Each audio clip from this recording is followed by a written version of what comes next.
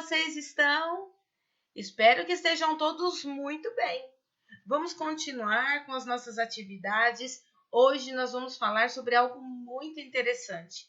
Os heterossemânticos, falsos cognatos, os falsos amigos. É a parte 1, porque depois nós vamos continuar vendo esse tema, certo? Em primeiro lugar, o que são, né? Como se definem os heterossemânticos? Se definem como palavras que aunque se parezcan en la grafía, bien como en la fonética, presentan valores semánticos diferentes si comparamos el espanhol e el português. Em outras palavras, turma, essa classe gramatical dos heterossemânticos só existe no espanhol devido ao português. Muitas palavras entre os dois idiomas se escrevem exatamente igual, mas nem todas têm o mesmo significado. Muitas delas, que é o caso dessa relação que nós temos aí a seguir, que eu vou explicar para vocês, elas escrevem igual, mas não significam nada igual, nada. O significado é totalmente diferente. Por exemplo, aqui não tem ainda, está mais para baixo, mas eu vou dar um exemplo bem interessante. Esquisito. Em português, né, é algo estranho, fora do padrão normal. Em espanhol, esquisito é delicioso, é saboroso. É um adjetivo que muitas vezes nós utilizamos mais na parte de alimentos, né? Eu experimento algo e aquilo está, nossa, delicioso, eu saboreei, né? Então, eu posso utilizar esquisito para expressar. Já pensou se vocês estão em outro país? Um estrangeiro com todo o carinho do mundo oferece um prato típico do país deles, né? E diz assim para você: mira, lo comas porque es exquisito. Te lo comas porque es exquisito. Você vai falar, quê? Eu vou comer? Se você já está dizendo que é esquisito, eu vou comer? Então, na verdade, o significado não tem nada a ver. Então, o conhecimento dessas palavras, né, são muito importantes. Outra palavra, né, engraçada, né? Embaraçada. Embaraçada é uma pessoa confusa, hein? Que está dentro de um conflito, vamos dizer assim. E o que significa, então, embaraçada em espanhol? Grávida. Já pensou se você tá lá falando, os meninos, né? Vamos dar um exemplo, os meninos estão lá conversando com o estrangeiro que está abafando, né? E diz em algum momento, né, que devido ao idioma ou a falta de conhecimento lá de algumas situações, você está, estou embaraçado. Já pensou? É o mesmo que você dizer que está grávido. Já pensou, meu Deus do céu, né? Ou, se é no caso das meninas, já pensou? Dependendo da situação, né, causa uma confusão danada. Então, essa é a importância, né, do contexto aí, de nós sabermos todas essas palavras. Na sequência, eu vou apresentar para vocês uma lista. Não tem como, na aula, eu falar todas as palavras que existem, né, que entram dentro dessa classificação, porque a lista é imensa, mas é muito importante que vocês conheçam, se não todas, a maioria delas. Por quê, pessoal? No Enem, né, pensando que nós sempre trabalhamos aí com foco principal nesse vestibular, né? No Enem, quando nós trabalhamos a competência 2, habilidade 5, entre outras, né? Ou quando nós estamos interpretando uma questão de espanhol no Enem, vocês já perceberam, as questões são em espanhol e a pergunta em português. Dentro das etapas e das regras de interpretação e compreensão de texto em espanhol, um dos passos que nós devemos seguir é justa a identificação dos falsos amigos, dos falsos cognatos.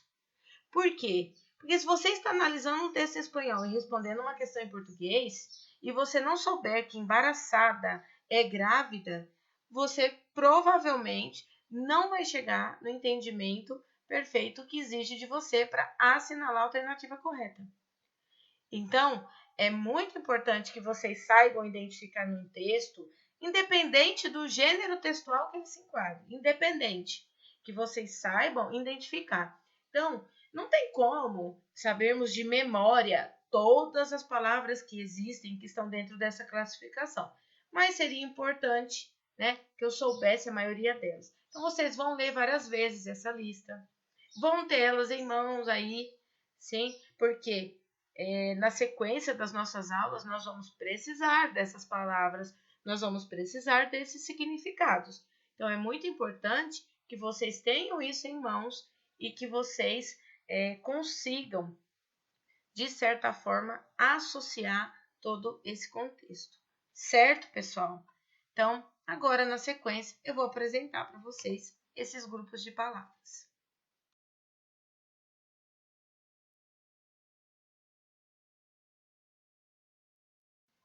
Aqui nós temos a relação de algumas palavras, as mais utilizadas, que são consideradas como falsos amigos ou falso cognato, que estão dentro aí do contexto, né, da classe gramatical dos heterossemânticos. Aqui, abonar em espanhol significa pagar em português. Abono do espanhol significa adubo do português. Abrigado do espanhol significa agasalhado do português, assim como abrigo significa agasalho. Aceitar é passar óleo. Aceite é azeite ou óleo. Acordar-se é lembrar-se. Adereço é tempero. Alejado é distante.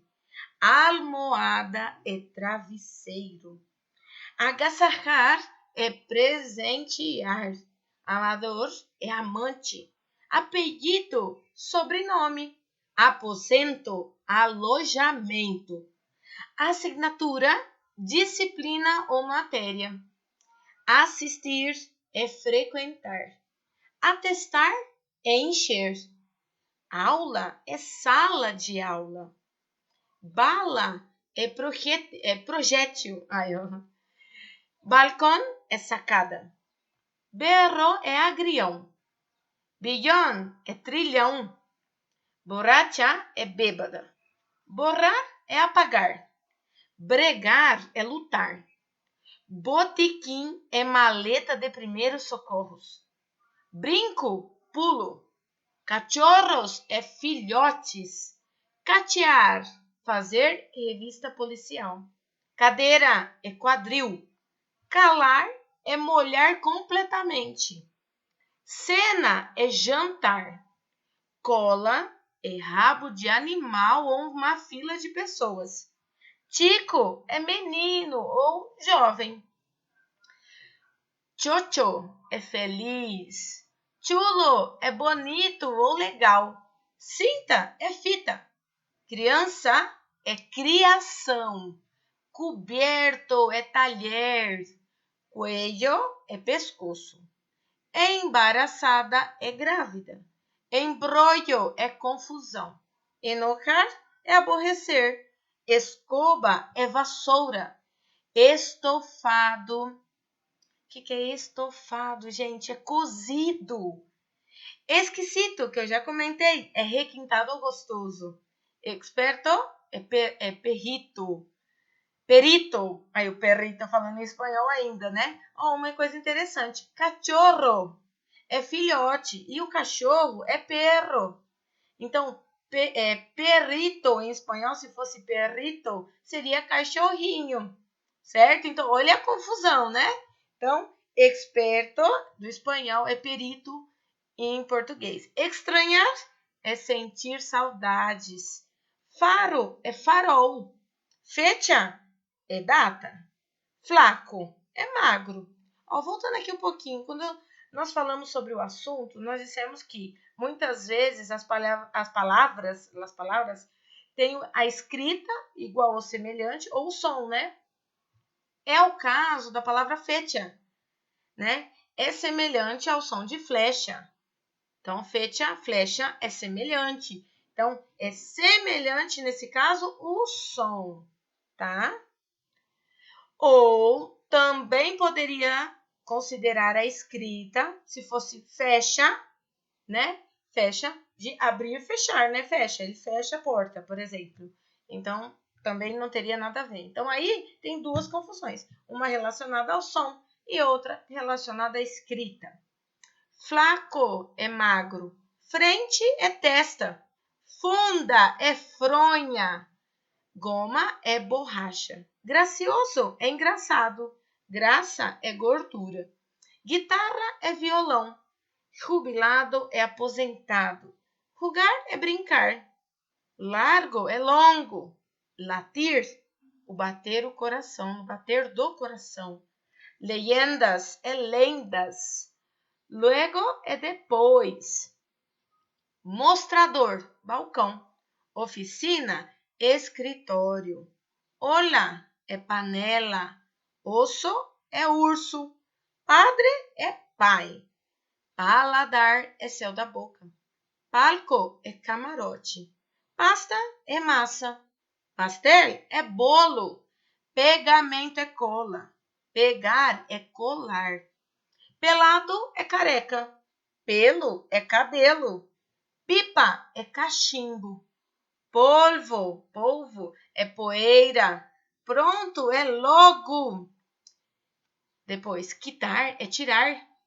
Rato é momento e ratão é rato. Rojos é vermelho e rubio é loiro. Saco é paletó. Salada é salgada. Sino é sinão.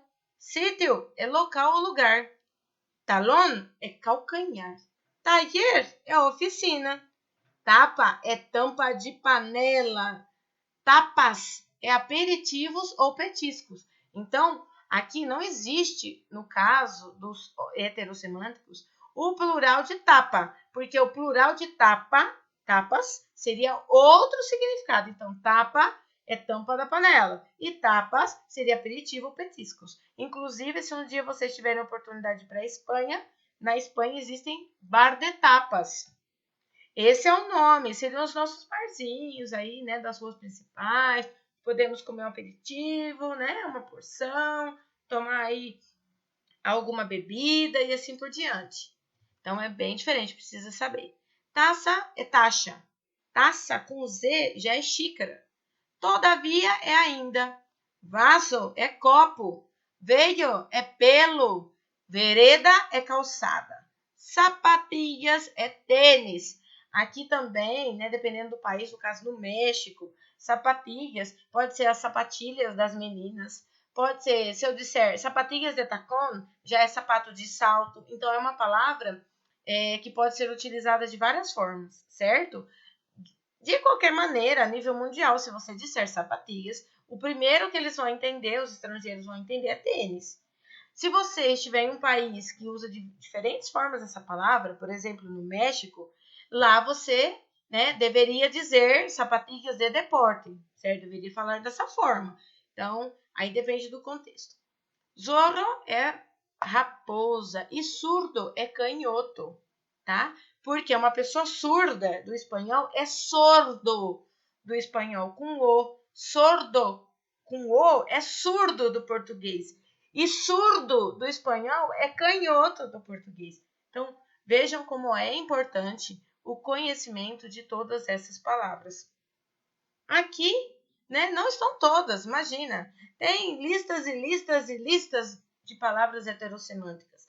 Mas aqui está sendo apresentado para vocês as mais utilizadas. Dentro aí do material de vocês, tiverem alguma outra palavra que não está relacionada aqui, vocês podem pesquisar. O livro de vocês tem várias. Se não tiver, façam uma pesquisa, se interessem, procurem aí o significado das palavras. Então, se abonar é pagar, o que é pagar, né? Em espanhol. Tenho essa curiosidade de procurar, de pesquisar. Aula, né? Em português é sala de aula. Só que em espanhol, sala de aula é classe. Então, é o contrário, né? Então, essas coisas são interessantes. Pesquisem, se interessem, aprofundem, porque interpretação de texto, eu volto a repetir, é extremamente importante. em compreensão de textos, é uma das etapas que eu devo seguir para interpretar de forma adequada. Combinado, pessoal? Super beijo, fiquei com Deus e até a semana que vem, se Deus quiser.